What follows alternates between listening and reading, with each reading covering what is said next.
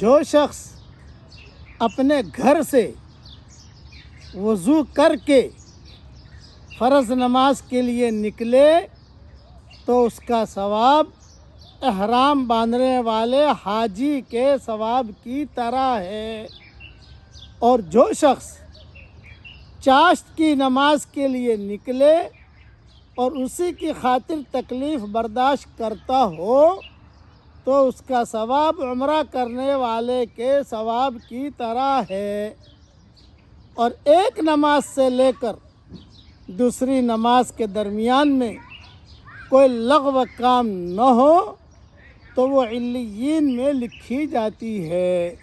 یہ مضمون ابو داؤد میں ہے۔ سبحان اللہ، کتنی بڑی فضیلت ہے۔ روزانہ گھر سے نکلتے ہیں تو وضو کر کے نکلو اور یہ ثواب استحضار میں رکھو کہ اللہ تعالیٰ مجھے اتنا ثواب دے گا۔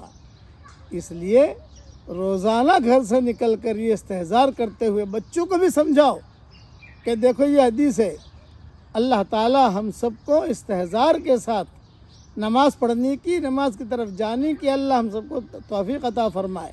مدینہ منورہ کے باغ میں بیٹھا ہوں اور احد پہاڑ کے دامن میں بیٹھا ہوں، ایک شعر پڑھ لیتا ہوں۔ جاگ اٹھی اس مسافر کی قسمت، جاگ اٹھی اس مسافر کی قسمت، جسے ان کھجوروں کے جھرمٹ میں نیند آ گئی۔ اللہ تعالی ہم سب کو بقی نصیب فرمائے، ایمان کے ساتھ، عافیت کے ساتھ، رسول اللہ صلی اللہ علیہ وسلم کی سنتوں پر عمل کرتے ہوئے، اور اللہ تعالی ہم سب سے راضی ہو جائے۔ آمین۔ وآخر دعوانا ان الحمد للہ رب العالمین۔